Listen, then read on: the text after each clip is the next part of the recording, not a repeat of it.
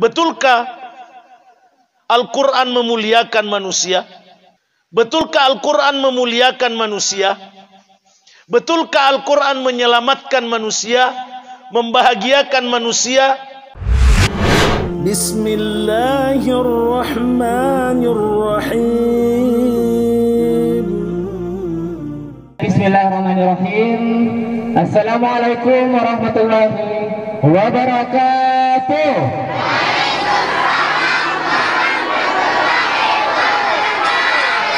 Iya, coba teman-teman gimana kabarnya pada siang hari ini?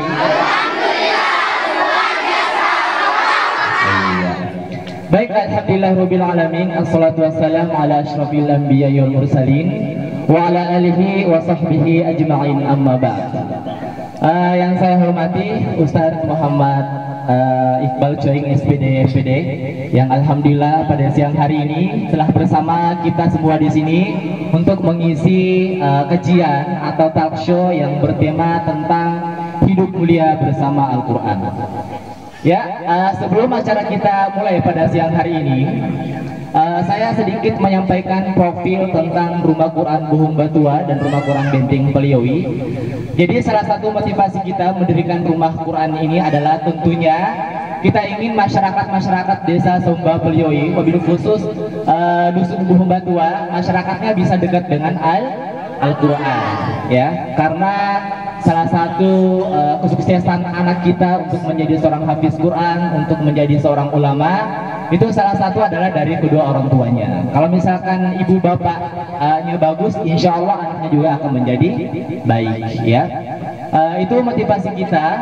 Yang kedua, Rumah Quran ini merupakan cabang yang ke-6. Sebenarnya Rumah Quran ini pusatnya berada di Rumah Quran Mulia Al-Quds Jatimamur, Pondok Gede, Jakarta Timur. Saya merupakan salah satu bagian dari sana. Kemudian ada cabangnya di Cibinong, Provinsi Jawa Barat. Di sana ada sekolah Quran. Kemudian cabang berikutnya ada di Tangerang, Banten, dan juga ada di Depok. Jadi pertama kali buka Quran ini, Rumah Quran ini di Bulukumba pertama kali. Dan insya Allah mimpi kita tertinggi, ya, mimpi kita tertinggi adalah bisa membangun sekolah Quran nanti di Desa Somba Peliowi. Amin ya, amin. Tapi untuk dilaksanakan kayaknya belum dalam waktu dekat ini. Ini hanya cita-cita kita semua. Dan sebelum kita mulai pada acara siang hari ini, izinkan kami untuk menyampaikan salam dari para donatur, para pembesar Rumah Quran. Yang pertama dari Ayah Mirdal Akib, beliau merupakan salah satu donatur dari Rumah Quran Buhung Batua. Beliau adalah pimpinan atau direktur keuangan Metro TV. Salah satu yang bisa menggerakkan Rumah Quran ini adalah beliau, donatur tetap kita. Kemudian yang kedua dari Ustadz Syarif Hidayat, kepala sekolah Sekolah Quran Al-Quds Jatimamur, dan juga pimpinan Pondok Pesantren Al-Quds Jatimamur. Kepada berikutnya adalah dari Bapak Doni Kurniawan SPD. Beliau adalah guru SMA saya, guru PKN dan wali kelas. Dan juga dari Ibu Sumiati, alumni dari Sekolah Tinggi Ilmu Usuluddin, program studi ilmu Al-Quran dan Hadis. Jadi orang-orang tersebut adalah orang-orang yang bekerja sama dengan kita. Jadi salah satu berdirinya Rumah Quran ini bukan dari kami sendiri. Banyak orang yang bergerak, banyak orang yang membantu saya, di belakang saya banyak orang yang membantu, akhirnya berdirilah Rumah Quran ini. Dan Masya Allah sangat luar biasa, hari ini kita bisa mengadakan acara yang sangat luar biasa, yaitu talk show dengan tema hidup mulia bersama Al-Quran. Takbir! Oke. Adapun pembicara pada siang hari ini adalah Ustadz Muhammad Iqbal Coing SPD MPD. Sebelum dimulai, izinkan kami juga untuk menyampaikan biodata singkat beliau. Nama lengkapnya adalah seperti yang terlihat di atas, Muhammad Iqbal Coing SPD MPD. Lahir di Mone pada tanggal 20 Oktober 1972. Kemudian beliau alhamdulillah sudah menyelesaikan hafalan 30 juznya dalam keadaan tunanetra, diberikan kekurangan oleh Allah Subhanahu wa taala, tapi hatinya diberikan kekayaan oleh Allah Subhanahu wa taala. Dan selain menjadi seorang hafiz Quran, beliau juga mampu menyelesaikan sarjananya di jurusan Pendidikan Agama Islam, S1-nya di Universitas Muhammadiyah Universitas Muslim Indonesia Makassar, S1-nya di sana.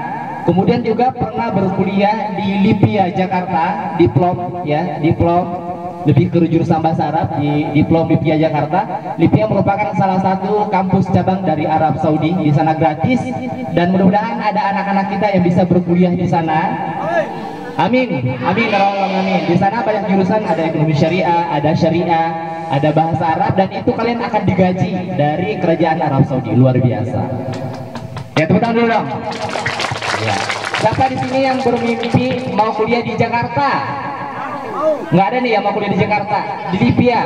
Nah, ini kampus biasanya pendaftar 9.000 orang, yang daftar yang diterima cuma 120 orang. Nah, salah satunya harus punya hafalan minimal 3 juz. Dan S2 beliau juga Masya Allah sudah menyelesaikan magisternya pendidikan agama Islam di Institut Muhammadiyah Sinjai. Ya, jadi kenapa saya undang beliau pada siang hari ini? Karena saya ingin Anda semua bisa mengambil hikmah, mengambil pelajaran bahwa hamba Allah ini diberikan kekurangan oleh Allah Subhanahu wa taala, tapi mampu menyelesaikan hafalan 30 juznya, mampu menyelesaikan sarjananya, dan juga mampu menyelesaikan S2-nya. Baik, pada siang hari ini kita akan bikin 3 sesi ya. Sesi pertama akan ada sedikit penyampaian atau nasihat dari Ustadz Iqbal. Kemudian nanti di sesi kedua kami akan talk show, ngobrol bareng beliau. Dan sesi ketiga kami memberikan kesempatan terbesar bagi Anda semua yang hadir pada siang hari ini untuk memberikan pertanyaan seputar hidup bersama Al-Quran. Paham sampai di sini? Paham. Baik, langsung saja kepada Ustadz Iqbal Coing kami persilakan dengan. Assalamualaikum warahmatullahi wabarakatuh.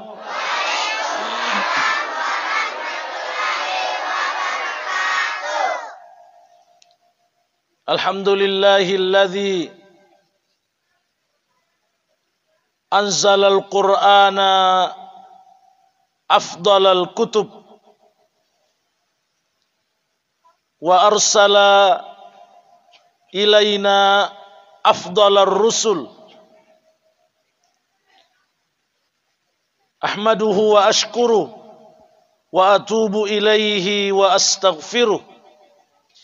Asyhadu an la ilaha illallah wahdahu la syarikalah wa asyhadu anna Muhammadan abduhu wa rasuluh. Allahumma salli wa sallim wa barik ala nabiyyina wa habibina wa syafi'ina Muhammad ibn Abdillah wa ala alihi wa sahbihi wa man ihtada bihadihi wa da'a bida'wati wastanna bisunnati wa jahada bijihadihi ila yaumiddin.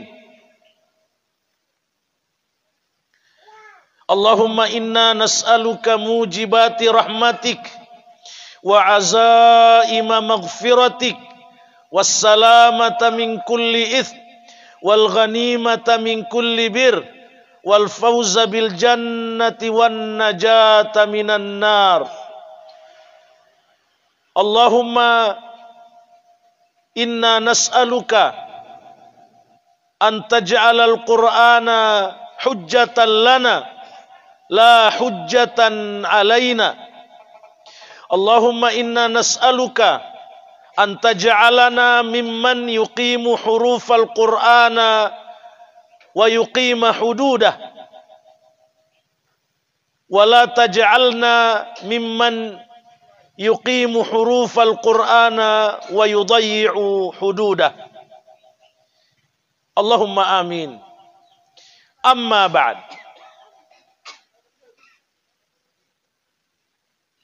Ibu-ibu, bapak-bapak, para orang tuaku, warga masyarakat Buhung Batua, Desa Somba Paleoi,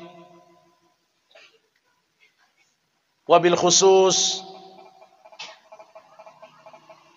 para tokoh agama, tokoh pendidik,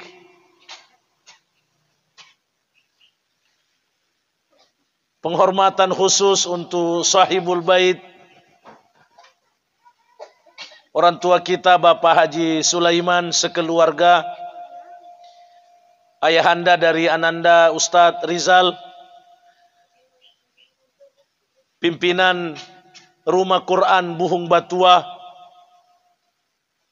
Apresiasi khusus untuk Ananda Ustadz Rizal yang masih sangat muda, tapi sudah berbuat menerangi kampung halamannya dengan Al-Quran. Setelah mendapat ilmu dan pengalaman, mulai dari pesantren Al-Furqan, Ereng-Ereng, kemudian masuk di Jakarta, Yayasan Jafar Hafsah, ya. Lalu kuliah dan mendapat amanah menjadi pengurus rumah Quran yang ada di Jakarta. Lalu kembali ke kampung halamannya, Masya Allah. Jazakumullahu khairal jaza. Anak-anakku semua, para santri Rumah Quran Buhung Batua, beserta segenap orang tuanya masing-masing. Tidak ada yang lebih mulia, tidak ada yang lebih bahagia, tidak ada yang selamat kecuali orang-orang yang mengikuti Al-Quran sebagaimana mestinya. Dan kita berbesar harapan bahwa semua yang hadir ini adalah pengikut-pengikut Al-Quran yang setia.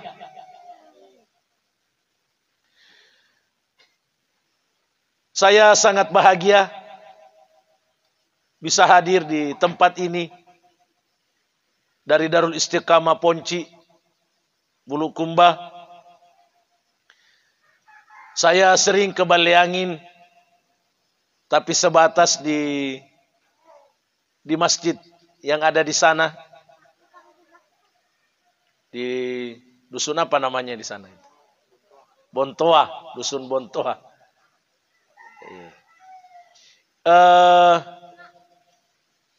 Baru kali ini saya bisa hadir di sini. Saya bersama Ustadz Ali Agus, menantunya Bapak Lolong almarhum. Saya bersama beliau, bersama putra saya, teman karibnya Ustadz Rizal, sekarang menjadi koordinator kru PKM TV. Ada channel di YouTube berisi dakwah-dakwah, ceramah-ceramah dari pimpinan pesantren Darul Istiqamah Ponci, Ustadz Dr. Muzakir Arif. Saya juga dan beberapa ustadz. Silahkan dibuka di YouTube PKM TV. Silahkan di subscribe supaya semakin melebar kegiatan dakwah kita. Alhamdulillah, silaturahim ini sangat membahagiakan. Silaturahim ini sangat menggembirakan. Karena ini adalah silaturahim dalam rangka menghidupkan Al-Quran di masyarakat Somba Paleoi, menghidupkan Al-Quran di kalangan masyarakat Buhung Batua, yang kita semua sudah yakin bahwa Al-Quran adalah kitab suci yang berisi firman-firman Allah, yang berisi perkataan Allah Tabaraka wa Ta'ala, yang bertujuan diturunkan oleh Allah, bertujuan untuk memperbaiki keadaan manusia, untuk memuliakan manusia, untuk menyelamatkan manusia dalam arti yang sesungguhnya di dunia, lebih-lebih di akhirat nanti. Itulah Al-Quran. Karena itu tema yang diangkat pada kesempatan ini adalah hidup mulia dengan Al-Quran.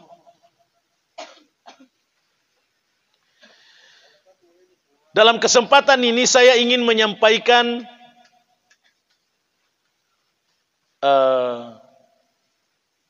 dua atau tiga poin secara singkat. Yang pertama,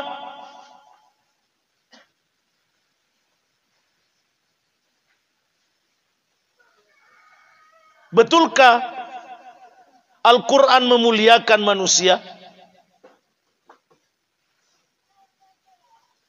Betulkah Al-Quran memuliakan manusia? Betulkah Al-Quran menyelamatkan manusia, membahagiakan manusia? Mari kita perhatikan. Pertama, Allah Subhanahu wa taala berjanji dalam firman-Nya, A'udzubillahi minasyaitonir rajim. Famanittaba'a hudaya fala yadhillu wa la yashqa. Barang siapa yang mengikuti petunjukku, kata Allah, maka dia tidak akan sesat dan tidak akan celaka.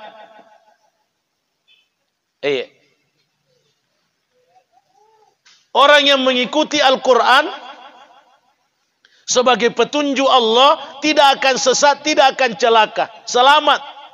Selamat, mulia, bahagia dunia dan akhirat. Sebaliknya kata Allah, "Wa man a'rada an dzikri", siapa yang berpaling, siapa yang tidak mau mengikuti petunjukku, fa inna lahu ma'isyatan dhanka, maka sungguh baginya kehidupan yang sempit, kehidupan yang selalu susah, selalu gelisah, selalu kacau di dunia ini. Itu akibat kalau tidak mengikuti Al-Quran. Dan di hari akhirat nanti, kata Allah, wa nahsyuruhu yaumal qiyamati a'ma. Kami hidupkan dia di hari kiamat nanti dalam keadaan buta. Dicacatkan matanya sebagai tanda bahwa dia akan dimasukkan ke neraka. Na'udzubillah. Itu bahayanya kalau kita tidak mengikuti Al-Quran. Sengsara di dunia, neraka di akhirat.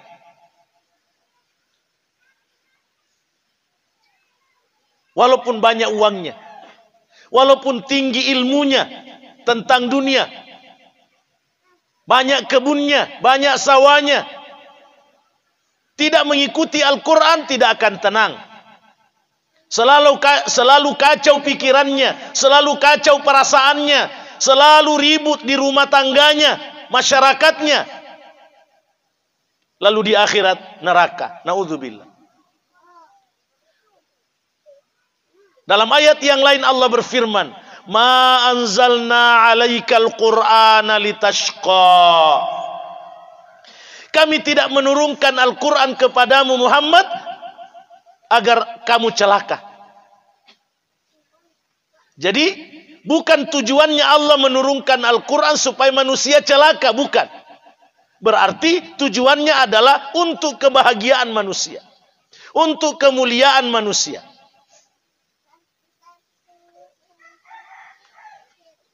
Ini ayatnya para jamaah yang saya muliakan. Kemudian masih poin pertama, mari kita lihat sejarah. Bagaimana kondisi manusia sebelum datangnya Al-Quran, yang dikenal dengan istilah zaman jahiliyah. Zaman kebodohan, zaman kebobrokan, zaman kehancuran peradaban. Kacau.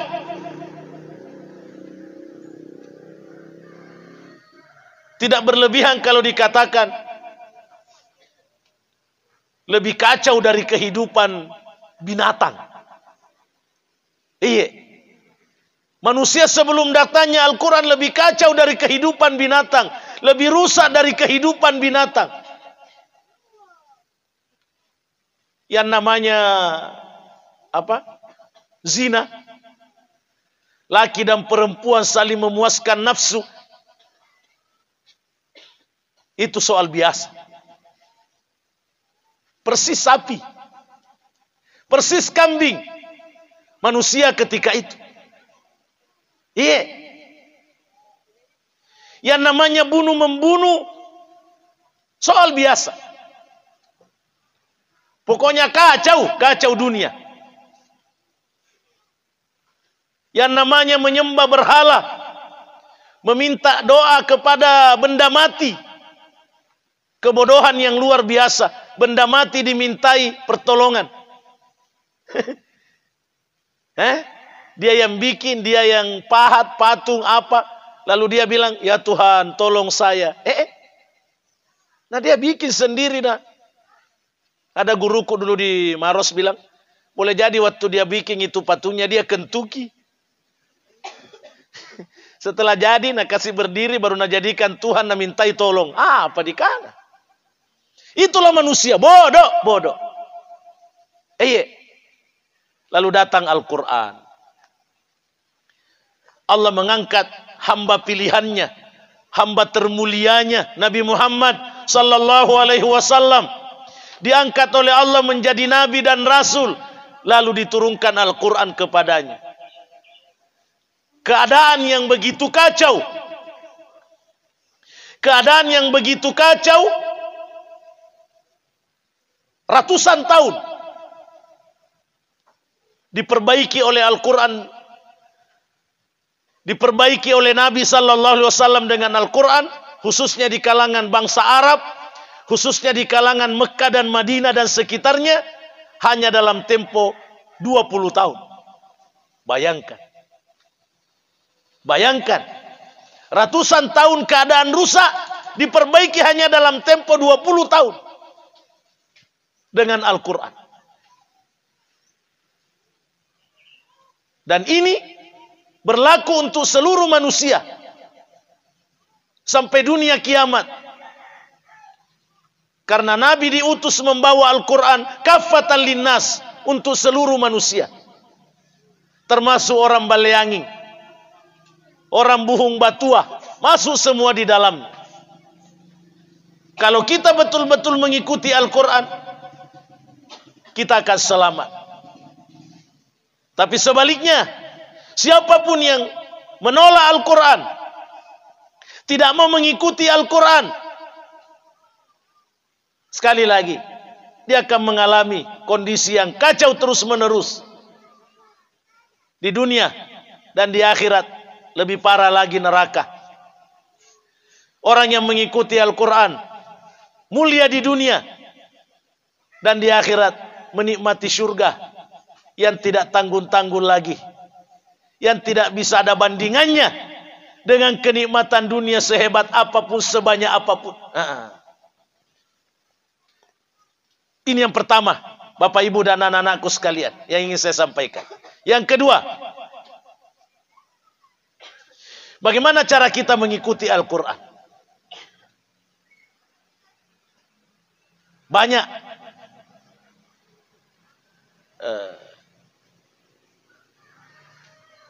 Ustadz Dr. Mudzakkir menulis ada 20 cara, ada 20 kewajiban terhadap Al-Quran. Ya. Jadi bukan hanya se'reh. Bukan hanya ruwa tallu. 20. Tapi dari 20 kewajiban itu bisa disimpulkan menjadi 3. Rangkumannya 3. Mohon diperhatikan. Yang pertama, membaca. Iya. Mengaji semua, istilah kita mengaji. Ya. Kalau istilah bahasa Arabnya tilawah, tilawatul Quran atau qiraatul Quran. Baca Quran. Membaca Al-Quran 1 huruf 10 pahala. Walaupun tidak ditahu artinya. Walaupun tidak ditahu artinya. Membaca Al-Quran biar belum benar, biar masih tasaka-saka, sudah dapat pahala. Yang penting mau belajar untuk lancar, mau belajar untuk lebih bagus, biarlah dulu. Yang penting sudah mengaji dengan niat ikhlas, sudah berpahala. Begitu Bapak Ibu dan anak-anakku sekalian. Membaca Al-Quran ini dibagi lagi. Membaca untuk dikhatamkan. Dibaca dari Al-Fatihah sampai Qul A'udzu Birabbin Nas, sampai khatam. Diusahakan. Bukan hanya di Ramadan, tapi di luar Ramadan juga. Yang kedua, membaca untuk diperbaiki bacaan. Tajwid. Dipelajari cara menyebut huruf. Qa, ka, za, beda. Karena beda artinya. Beda hurufnya, beda artinya. Dipelajari panjang pendeknya. Iya. Dan seterusnya. Belajar tajwid. Karena walaupun semua dapat pahala kalau mengaji, tapi yang lebih baik cara membacanya lebih banyak pahalanya. Bahkan yang sengaja tidak mau belajar, salah terus cara membacanya dan tidak mau belajar, berdosa. Berdosa. Yang ketiga, membaca untuk dihafal. Membaca untuk dihafal. Menghafal Al-Quran luar biasa kemuliaannya. Naik tingkat nanti di surga. Sebanyak hafalannya yang lancar. Di store kepada Allah di surga. Allahu Akbar. Jadi yang bisa lancar 30 juz. Dan bagusnya juga amalnya yang lain. Tempat tertinggi di surga dapat. Kalau juz 30 dia lancar. Dapat tonji sebanyak ayatnya juz 30. Yang mana saja. Membaca untuk dihafal. Itu paling tidak 3 cara membaca Al-Quran. Satu lagi, dibaca sebagai ruqyah. Dibaca untuk mengobati diri dari gangguan setan, dari gangguan jin. Bahkan dari penyakit fisik juga. Puna parisi sinta mengaji. Yang cara mengaji sesekalo sakit, paksa. Tapas saya mengaji. Niatkan untuk menyembuhkan penyakit gigiku. Boleh. Karena Allah mengatakan, wa nunazzilu minal Qur'ani ma huwa syifa. Quran diturunkan sebagai obat. Boleh. Tabaca untuk dirita, taubati dirita, untuk keluarga tak ruqyah, ruqyah. Yang kedua, cara mengikuti Al-Quran dipelajari artinya. Itu yang disebut tadabbur. Dipelajari artinya. Karena Al-Quran mau diikuti. Petunjuk. Bukan hanya bacaan ini Al-Quran, tapi petunjuk. Iya. Petunjuk. Petunjuk. Apa namanya? Hudan linnas. Dalam ayat yang lain, inna hadzal Qur'ana yahdi lillati hi aqwam. Sesungguhnya Al-Quran memberi petunjuk ke jalan yang paling lurus, yang paling baik, yang paling benar. Betul membacanya sudah berpahala, tapi bukan hanya untuk dibaca ini Al-Quran. Mau dijadikan petunjuk. Ada perintah mesti dikerja, ada larangan mesti dijauhi. Iya. Itu tidak bisa kita amalkan. Tidak bisa kita ikuti petunjuknya Quran kalau kita tidak tahu. Apa artinya ini ayat? Apa maknanya? Makanya di samping dibaca, harus disejalankan dengan dipelajari artinya. Ya monenanya pengajian. Ada yang disebut pengajian, majelis taklim. Ya, bukan hanya majelis mengaji, tapi juga sedikit-sedikit ditahu artinya. Kalau belum bisa semua ayat, minimal paling tidak ayat-ayat tertentu. Kamu enjo. Karena mau diikuti nih petunjuknya Quran. Iya. Banyak orang rajin mengaji, bagus bacanya, tapi rajin berdosa. Ya ibu ya. Yang jauh ayat na baca, na langgar. Kenapa dia tidak tahu artinya? Na baca, wa aqimus shalah. Bagus sekali didengar. Sekalinya masuk waktu salat, anda nak sembahyang. Anguran jo, anda nak paham ya, apa yang dia yang wa aqimus shalah. Inilah contoh. Ada ayat, wa ahallallahu al-bai'a wa harrama ar-riba. Allah menghalalkan jual beli, mengharamkan riba. Dia tidak tahu apa itu riba. Bagus sekali mengaji, anaknya pintar baca wa halallahu al-bai'a wa harrama ar-riba. Tahu tuh anak ngandre riba. Dia tidak paham apa ke? Nah, ya mono. Jadi bahaya. Jadi di samping Al-Quran dibaca, dipelajari. Yang ketiga, yang terakhir, dikerja, diamalkan. Nah, itu. Apa yang sudah ditahu artinya, sudah ditahu maknanya, penjelasannya, dikerja. Punna parenta, dijama. Punna larangan, dipamari. Nah, itu.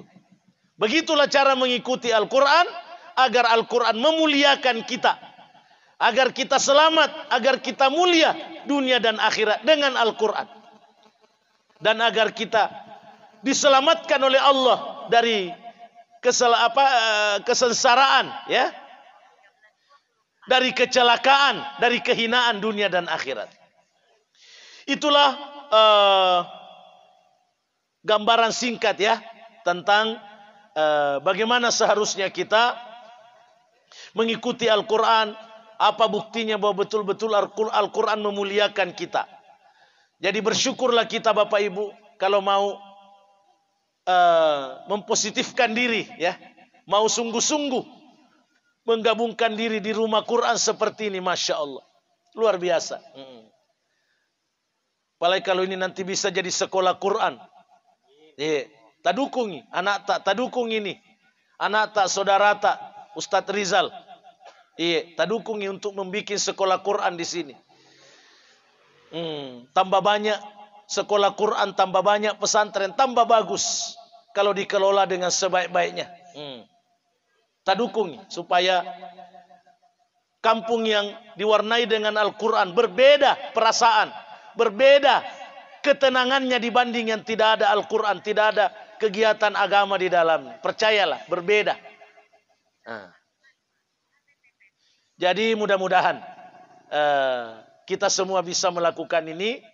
Dan Masya Allah, ini baru dimulai sudah cukup ramai sekali. Alhamdulillah. Mudah-mudahan ini berlanjut. Dan lebih meningkat, lebih baik. Apalagi tadi ada beberapa donatur. Masya Allah. Salah satu kendala juga memang ke dalam memajukan pendidikan Islam sekarang ini adalah dana. Ya. Jadi pesantren-pesantren kodong. Banyak dia mau kasih masuk anaknya di pesantren, tapi selalu cari yang murah, bahkan yang gratis. Sekalinya untuk sekolah yang dunia saja, biar kajal. Biar mahal nak bayar. Ada yang lucu Bapak Ibu, tidak apa-apa saya kemukakan sedikit. Waktunya di pesantren selalu tidak ada uangnya. Begitu tamat, langsung nak bilang, ada omnya mau bayarkan untuk kuliah. Kenapa tidak dari awal omnya bayarkan ibu? Andre mau kisah Ustaz. Mudah-mudahan kejujuran ini. Iya. Jangan terkesan pesantren tidak perlu dibayar mahal. Andre jaga gaji. Siapa bilang Andre gaji? Iya. Siapa bilang di pesantren tidak butuh dana, di sekolah Quran tidak butuh dana? Nah kalau sekolah agama dibiayai, dunia akhirat, insya Allah. Nah jadi taruhlah bahwa sekarang ini ada donaturnya, tetapi jangki mau ketinggalan. Iya. Jangki mau ketinggalan. Berbeda pahalanya ibu, bapak, anak-anakku semua. Berbeda pahalanya kalau sekedar tenaga jadi dikasih ke agama dengan tenaga dan harta sekaligus. Iya toh? Dua-duanya. Dua-duanya. Sesuai kemampuan. Apa saja yang bisa. Walaupun memang donaturnya ini Masya Allah. Seperti tadi Direktur Keuangan Metro TV. Wah, luar biasa. Ada lagi pengusaha-pengusaha. Masya Allah. Tasyukuri kini. Tasyukuri ki dengan sungguh-sungguh ki. Belajar dan mendorong anak tak belajar. Jangan adanya sedikit tantangan. Karena begitu memang namanya pendidikan. Pasti ada tantangannya. Ada rasa bosan. Ada apa. Ada gangguan-gangguan. Mungkin ditegas-tegasi sama gurunya. Biasa itu anak-anak kesembaran lapor. Jadi kita sebagai orang tua harus hati-hati. Iya. Harus musyawarah terus sama pengelolanya. Supaya tidak semua juga laporannya anak-anak tadi diterima. Tetapi di sisi lain, ya bagaimanalah supaya sekolah rumah Quran yang akan menjadi sekolah Quran ke depan ini betul-betul bisa berjalan dengan baik. Saya rasa itu dulu karena katanya Ustaz Rizal mau bincang-bincang sama saya dan juga masyarakat, jadi dicukupkan sampai di sini. Aku qouli hadza wa astaghfirullah li wa lakum. Assalamualaikum warahmatullahi wabarakatuh. Waalaikumsalam warahmatullahi wabarakatuh. Baik, terima kasih jazakumullah khairan kepada Ustadz Iqbal. Apa yang tadi beliau sampaikan, alhamdulillah sudah ada sedikit yang sudah kita amalkan, ya. Jadi beliau menyampaikan tadi memuliakan Al-Quran, hidup mulia bersama Al-Quran. Yang pertama belajar dulu, belajar membaca. Bagi anda semua yang sudah bisa baca Quran, tapi belum sesuai dengan kaidah tajwid, wajib belajar. Ya, bagaimana kalau tidak belajar? Berdosa. Ya. Nah, tadi dikatakan bahwa nanti orang yang tidak bisa baca Quran, yang tidak sesuai kehidupannya, sedangkan dia meninggal, sedangkan di kehidupan ini ada rumah Quran, ada tempat untuk belajar gratis juga, nanti matanya akan dibutakan sama Allah di akhirat nanti. Ya. Jadi memang kita punya program bahwa yang pertama kali kita dirikan dulu adalah bagaimana ibu-ibu, bapak-bapak dan adik-adik semua bisa baca Quran dengan baik sesuai dengan ilmu tajwid. Ya, mudah-mudahan nanti ketika ada yang sudah bisa baca Quran, nanti kita bisa buka kelas tahfiz menghafal Al-Quran.